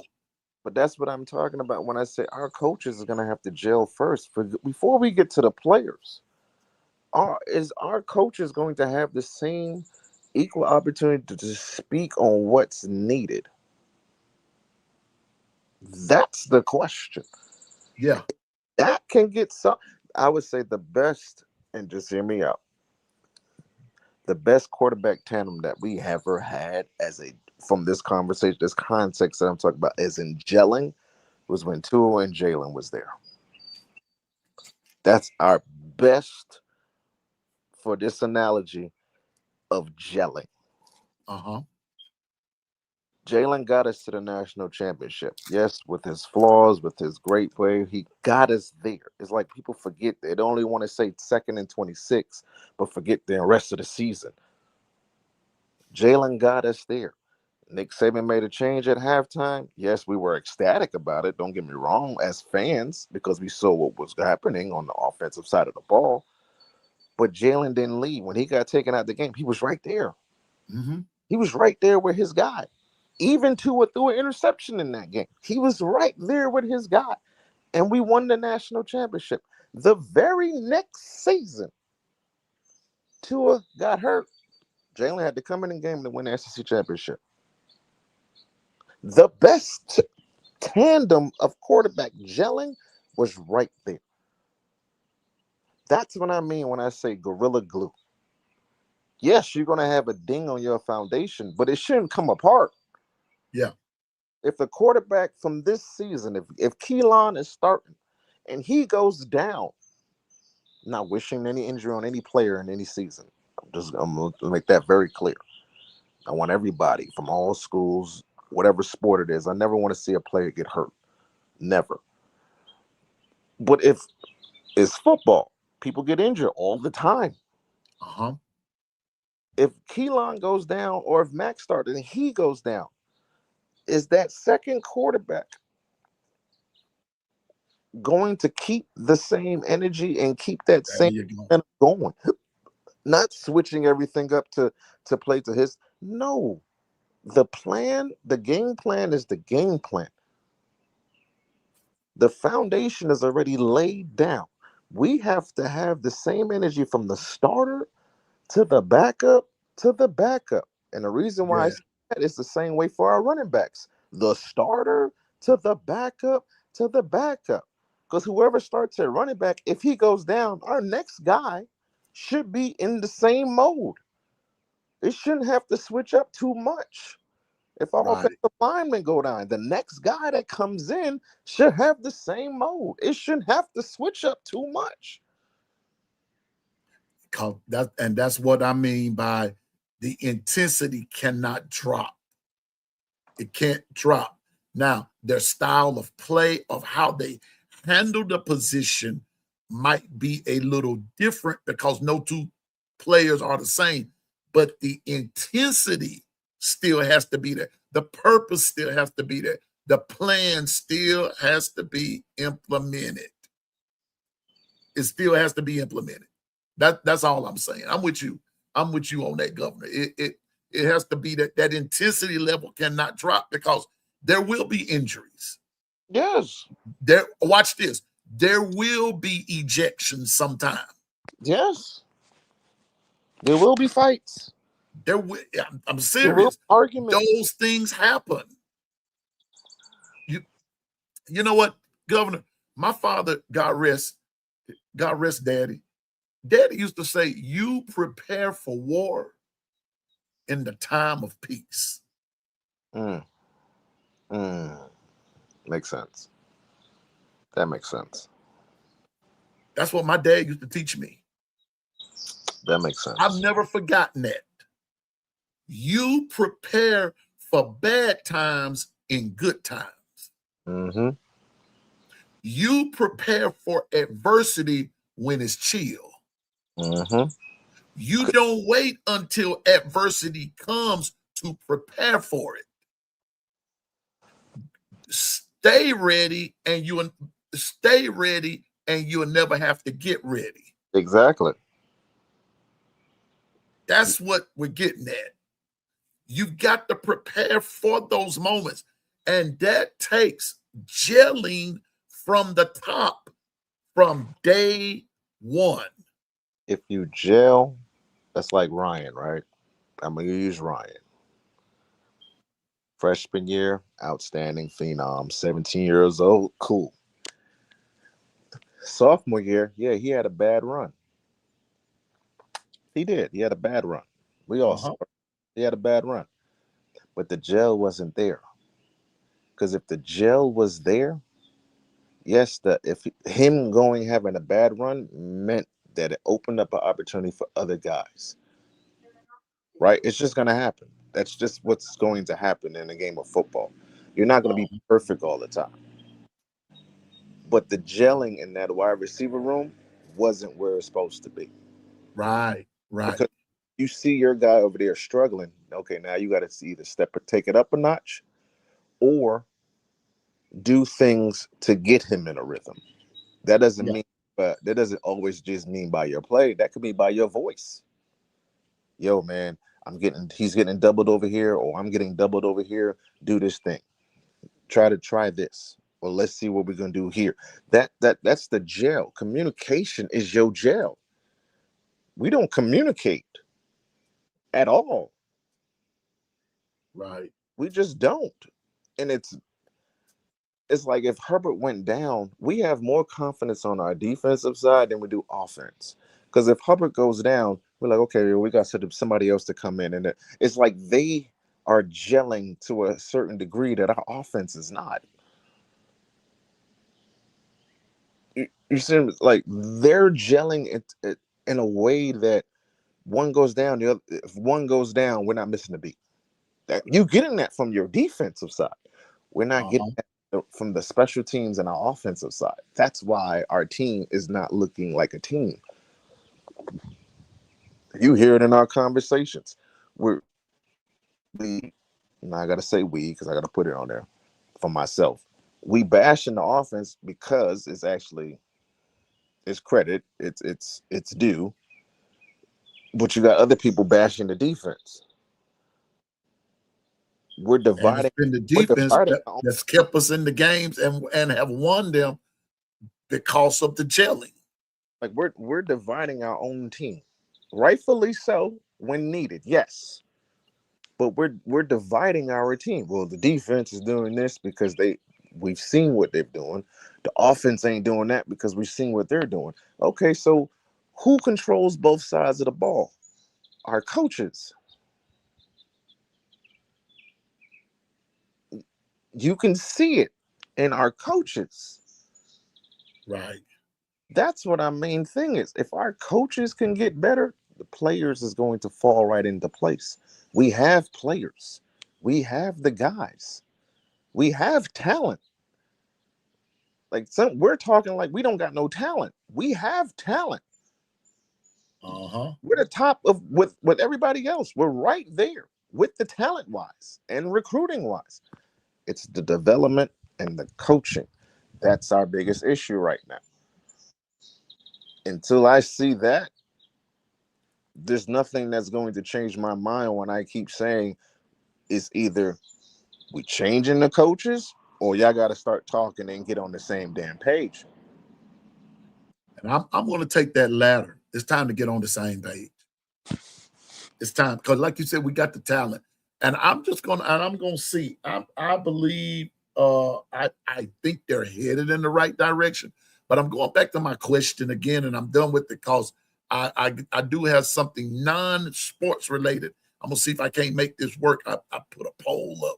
Something else I ran into. But will Adrian Clem have a voice? Will Derek Nix have a voice? I understand that the offensive coordinator is the guy. You know, the coordinators are they are who they are. But those those other position coaches should have voices as well that feed to that coordinator and tell them this ain't working. This is not working. I'm just saying. We gotta do something. Something's gotta happen because we can't do this. We can't do this. Now, if they're content with doing that and they're willing to say that, then okay, fans don't get surprised on what's happening. And that's I think and what doesn't really piss me off is more like it really grinds my gears when we have fans who are diehard fans, and I respect y'all. What your opinion is, what your opinion is. Y'all are too scared to call things out, and that's the problem. Yeah, you The got to call it out. You know what I'm saying? But it's like the energy that y'all have to call out a player Where's that same energy for these coaches? Got to call them out. Hey, where are you? Because trust me, now, I've heard, and I was thinking about this, uh, Governor, earlier this morning. Some people say I've heard people say that other fan bases don't do like Alabama fans do. Yes, they do. They're there. They're out there. Trust me, they're out there, and I've seen it happen. I've seen it happen where when listen, when Oklahoma lost to Alabama in that first round of the college football playoffs, when Oklahoma lost that game, there was a part of the fan base over there calling for Venable's job. Yep. Yes, they were. They were calling for his job. When Ole Miss beat Georgia, there was a part of the Georgia fan base that was calling for Kirby Smart's job. They were. They were doing it. They were there. And they were doing it like, and listen, like I said, you sometimes you just have to come out of where you are and go visit. Sometimes they're still talking about it. They're still talking about it. I mean, they might not be talking about it as much and everything, but they are. They're still talking about it. So they do call out these coaches. They call them out. They really do. They call them out. I'm just saying now, they call them out. They do. But Governor, I'm gonna ask. There's a couple of questions in the. I start. Here we go. First question is. Now, Anthony said, piano man Bishop JB, do you feel the game has passed Kirby by in terms of mentally like it did with Nick and Dabo? Oh, passed him by? Maybe, but I would say yes and no, because you could talk about this. His teaching might be outdated, but the players are still being developed to a rate where it looks like the old. You know what I'm saying? His teaching might be old because where he came from and what he's developed there, but the team looks like they're being developed still in the old scheme, if that makes sense. Yeah. In terms of mentally, like it did with Nick and with Dabo, I'm with Governor, yes and no, but I'm also going to take it from this approach as well.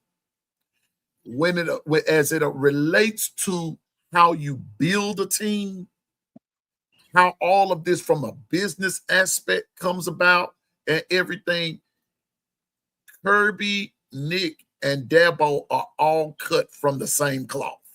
Same cloth. They're cut from the same cloth. So then, but especially with Nick and Kirby, I don't think they have too much of a problem with players getting paid.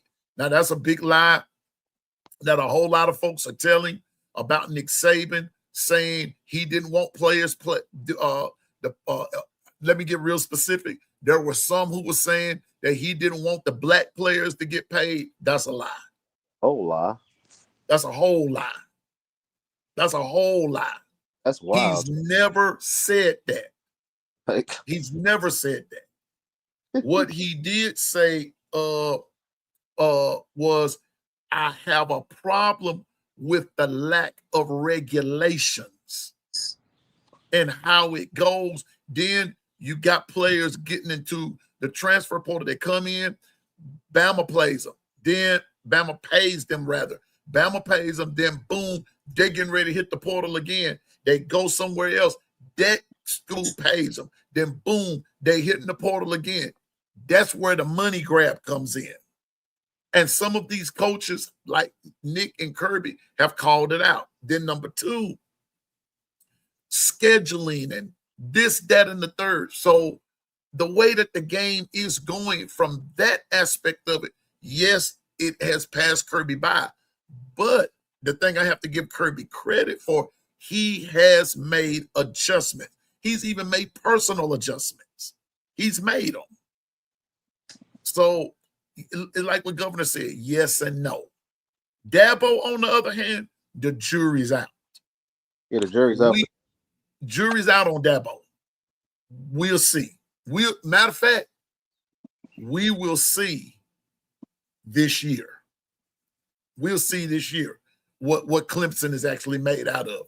What did they do? Did they continue on business as usual, or did they do something different? So we'll see with Dabo, but with Kirby, like Governor said, people are still going to Georgia. They're still going. He's still signing them. High school players are still committing to Georgia, and they're staying. Just saying. So we'll see. Thank you, Stephen, for the $2 super chat. Thank you. Thank you. Then let's see.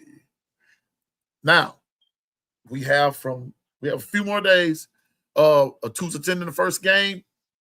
We have to the end of the month to make that decision of who all going, so we can start getting tickets and everything. Do you want to go to the first game, or do you want to wait and go to a later game where it might not be so hot? People need to let me know. But if you are attending the first game, let us know, and then we get in the Discord. We'll talk about it, and we will go from there. All right. Thank you. Now, Governor, first of all, Governor, please forgive me for my ill manners, Governor. Please forgive me. Please forgive me, Governor.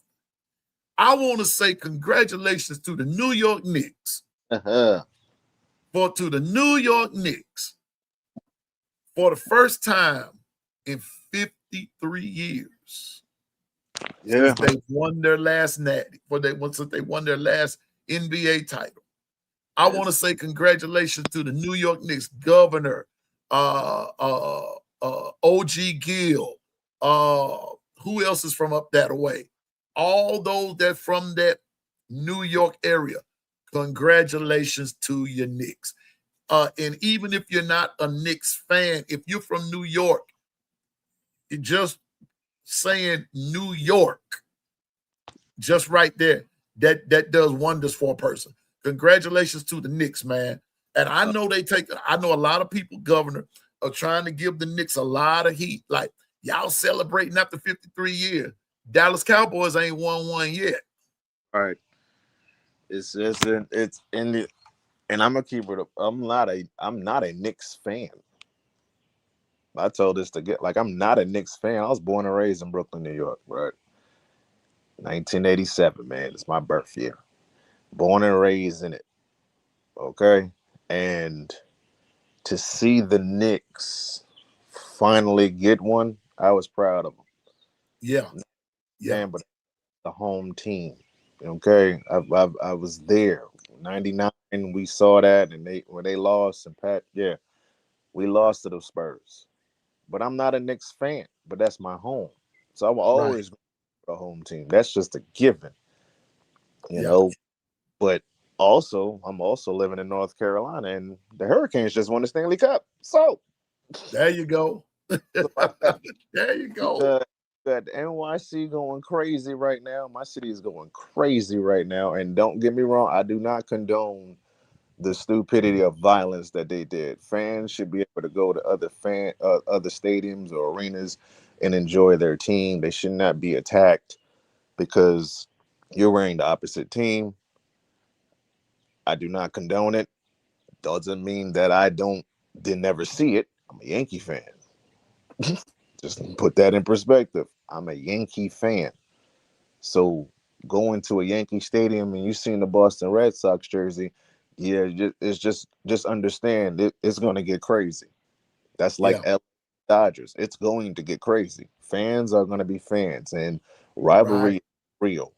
That is real. We take it to the heart and soul. Yankees versus Mets, you going to see some energy.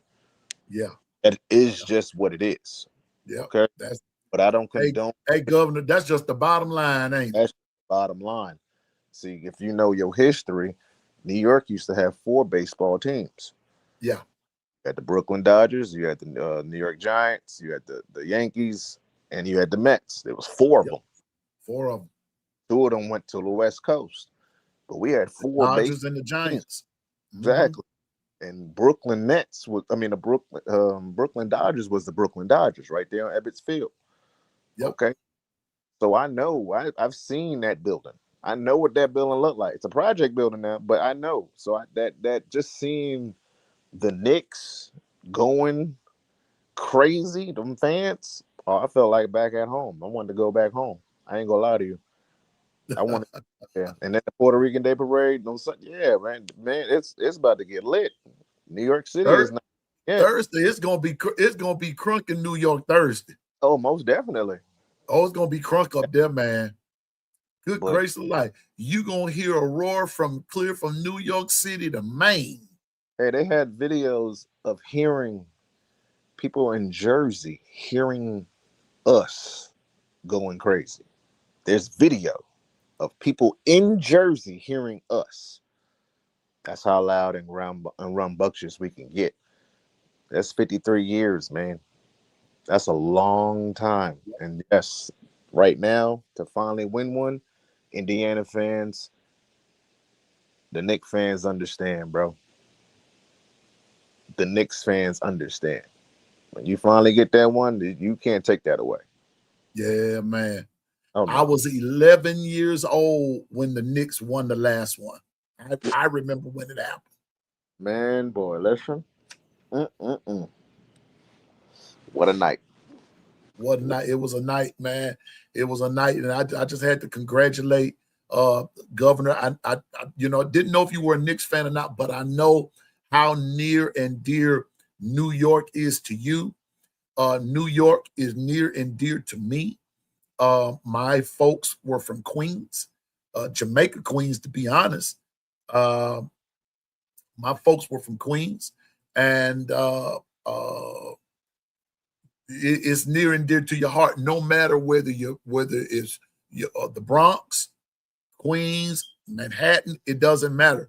When you say New York, start spreading the news. All That's all I can say. right. Start spreading the news, you know. And for me, Governor, now I'm just gonna go on and say it. The best pizza comes out of New York. Of course. The best pizza comes out of New York. It comes out of New York. I'm just saying now.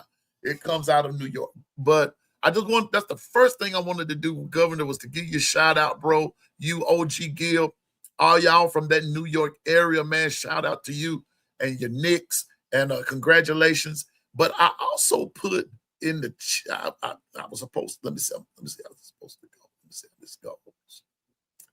I put on a poll.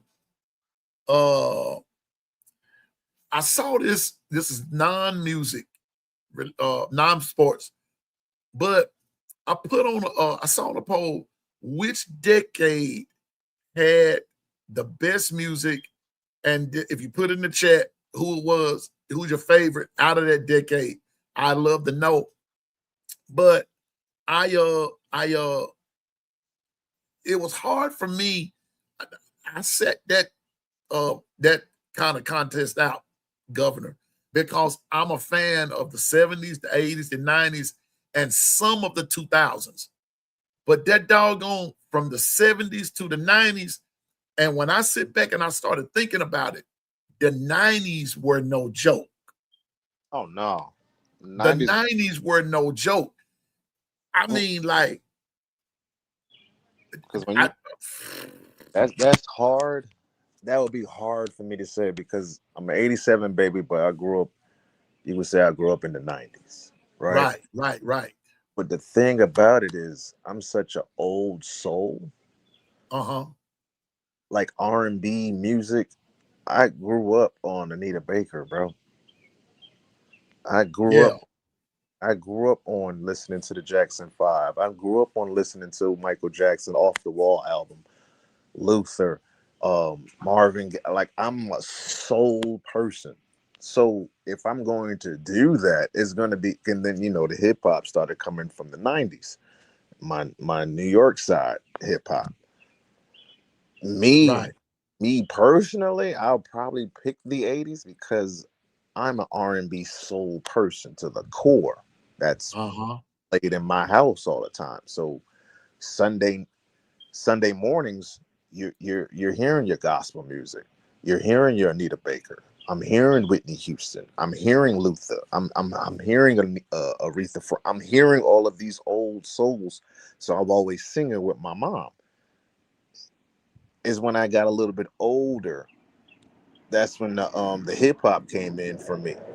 The Pocs Uh-huh. and Biggies and the Big L's and So I'm gonna probably pick the '80s because it brings me back to home. Right, It right, right, cleaning the house with my mom. right, right. That it means more to me. You know what I'm saying? But that's hard because you got great music in the '70s. Like that's hard. Yes, For, sir. that's hard for me to actually choose I a couldn't even decade. look.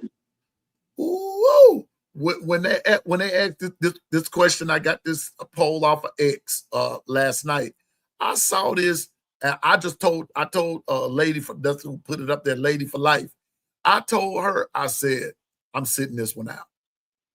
I'm Motown sitting, '70s. Oh God, bro, I'm sitting this one out. I can't do that. Motown, Atlantic Records, uh, Motown Atlantic. You oh shucks, what's the other one? Motown Atlantic, and there's one more. Those three were going at it, and you had different artists, not just R&B, but country artists, pop artists. Or was it is it Arista? Arista? Great artists, man. Sure. I mean, great record labels. Uh, It's great. hard to say, but Columbia Records and the Otis Reddings of the world. Like oh I man, I grew up listening Stacks. You to remember music. Stacks? I remember Stax. Stacks. Oh my You know, goodness, Stacks. OJ. Oh, I'm there. I am shucks, there. man. My mom had them albums. She had them CDs, bro. So that '70s, '80s, and '90s, man. And I got my 2000s. That's my college days and my middle school, high school, college. That's the 2000s. So it's like that's very hard for me to pick a particular decade. I don't Yeah, know '60s. I probably know a couple of songs in the '60s. Oh, I know that song. But from the '70s, yeah, that's all I was hearing. That's all I was listening to. man. The '70s were the bomb, and like what you were saying, I'm gonna say this, and we're gonna get ready to go. But the '70s were the bomb for me because those were like the late '60s, early '70s. Those were my West Virginia days, and bruh, it was some music come through, uh, like the Jackson Five, the Temptations, the Supremes, Same. Marvin Gaye, Diana Ross, Tammy Terrell, Bobby Womack, uh, Sam Cooke. Well, Sam Cooke was gone, but his music was still being played. Like Uh, Johnny Taylor. Oh man, the list goes on and on. I just thought I would throw that up there and just kind of loosen it up a little bit because we ain't got to talk about sports all the time. But I just thought about it that I forgot to put it up there about Smokey who's your Robinson. favorite. Who's your fave? Like you can't forget Smokey Robinson. Like just like you see what I'm saying? Uh huh. It's I'm born and bred in R&B music. That's just been me. I can listen Like to all day, all like day. I love the now this for some of the old heads up in here, but I love not just as much as I love R&B. I love rock, and I used to love myself some Alice Cooper. Alice Cooper was crazy. Alice Cooper, Kiss, Boston, uh, Genesis, Foreigner, uh, Pat Benatar. I could name just as many Sticks. Sticks, man, Sticks was wild, man. Is it Uh, Because you're saying music, and people, music. I think they're just labeling it to one genre. No, you said music. You got blues. You Blues. pop. You still got Little Richards of the world. Like you have music out there from those decades and generations that still live on to today, and can bring you back into a time when you remember when that song came out, or you remember where you was when you heard like Prince. Like you, come on, man. I can't be Listen, in conversation, man. and we gonna one of these days before the summer's up, we gonna have a music conversation. Did y'all know one of Luther Vandross's biggest hit? Matter of fact, two of his biggest hits were actually covers. Damn near all of his biggest hits is that actually They covers were covers. Dionne Someone Warwick. else had already sung them. That jam, don't you remember? You told me you love me, baby. The Carpenters put that out in 1971. The Carpenters, the Dionne Warwicks, like Whitney got her songs from Uh, got a chair is not a chair. The house is not a home, and this, that, and the all stuff. that. That was Dionne Warwick. Like, yes. So it's like I'm R&B to the core. I'm soul to the core. I love to sing. I was in a choir, so it's like I was embedded into hearing that type of music, that soulful type of music, and just singing. Then hip hop and R&B came out with Mary, that took it to a different level. And then rap came in. The rap was always been there. I knew about the greats, but now to hear it where I'm able to actually have access to it to my own, yeah, that took it to a different level. But it started. It's real. All this music starts from the 40s, the 50s, the 60s, the blues, the steel bands, rock and roll, country, pop. I know a lot of country. You got Reba McEntire. You got Garth Brooks. Like I was there. I was Listen, I was there back in the gap when let me keep this clean. I was there when Dolly Parton came on the scene. Dolly Parton. Like Dolly Parton, Porter Wagner, uh, George Strait, George Jones, all kinds of stuff.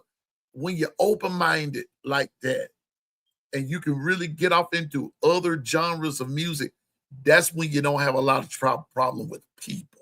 right. You don't have a lot of problem with people. Double A. See, now you barking up the right tree. I was a Steely Dan fan. My favorite song by Steely Dan is Deacon Blues because of one line. They call Alabama the Crimson Tide, then call me Deacon Blues. That's my jam. That's my jam. Yes, sir. That's my jam.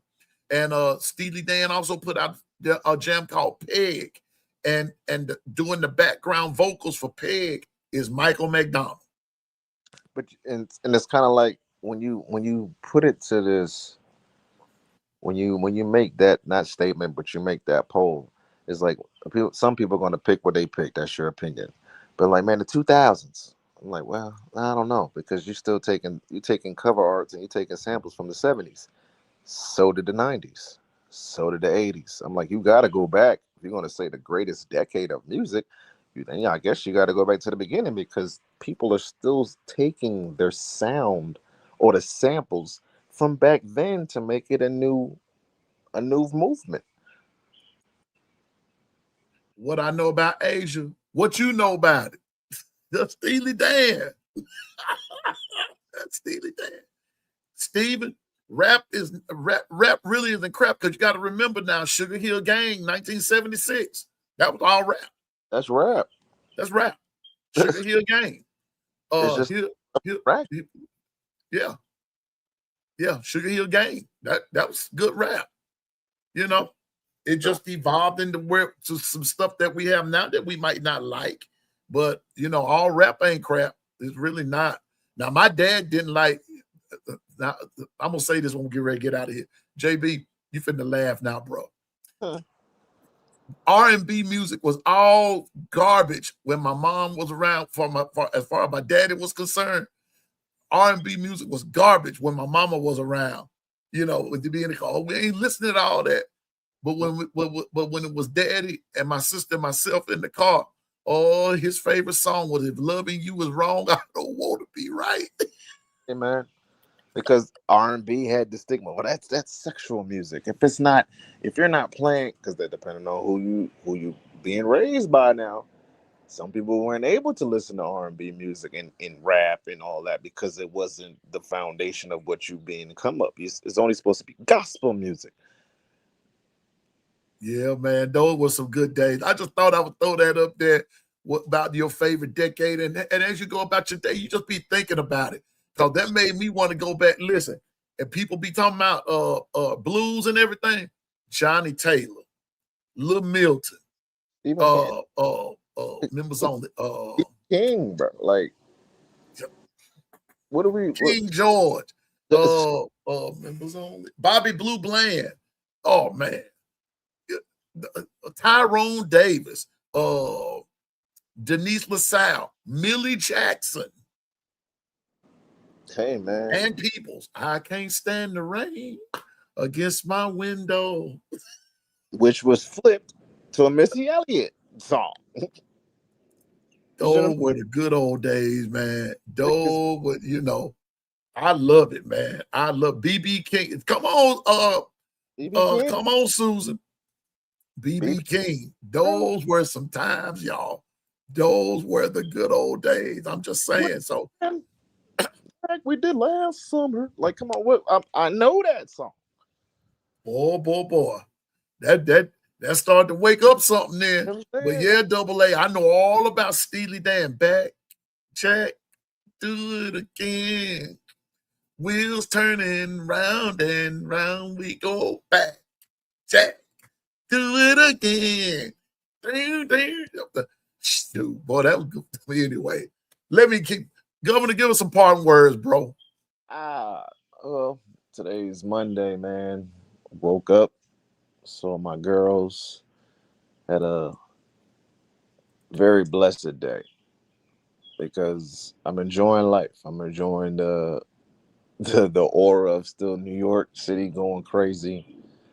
I'm enjoying my health, my kids' lives. That's really what's important. I just love talking about football, just giving my perspective on things, and just live life, man. Life is too short. People are going. Check on your loved ones. Hug your loved ones. Don't stay around negativity because it's all they're gonna do is just make you go to bed angry, and now that person's going to bed happy. Enjoy every second of the day is important for you. Make it the best on whatever you're trying to do with it. Other than that, I'm here. Chat is here. Discord is always open. We have a conversation, man. Let's do it. Hey, man, the Discord is always open. It is always open. I want to thank everybody for being here today. Great show.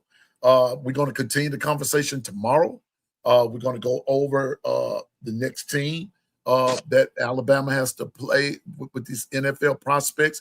We're going to also deal with the top 25. We didn't really get off into it today, but we had a good, interesting conversation about these, who Alabama's playing with these top NFL prospects. Those are things that I want us to begin to think about when we're playing teams. And like Governor said about gelling and this and that and the third, is it real? That was an old commercial. Is it live or is it Memorex? And so I want us to be a live wire, and I want us to continue to excel in our conversation, and whether it's on here in the chat or whether it's in the Discord.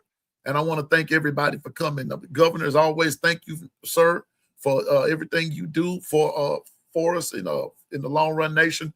Bishop had to hop off. Let me make sure. No, he's not up there because it's not there. But listen, that Discord is open. The Discord is open. Hey man, bring your fire to the Discord. And trust me, when the season starts, I'm telling you now, the Discord is gonna be lit for real. So But let's light it up now, all right? And that's our show for today. We're going to be back tomorrow. I saw B Sharp up in here. What's up, bro? That's that Tom Brady. That's that Tom Brady. But he carries that Tom Brady flag. I showed him some stuff Tom Brady couldn't do the other day. You know, he wouldn't be able to take them hits and then get to whining and crying, and then they change rules. What's up, B Sharp?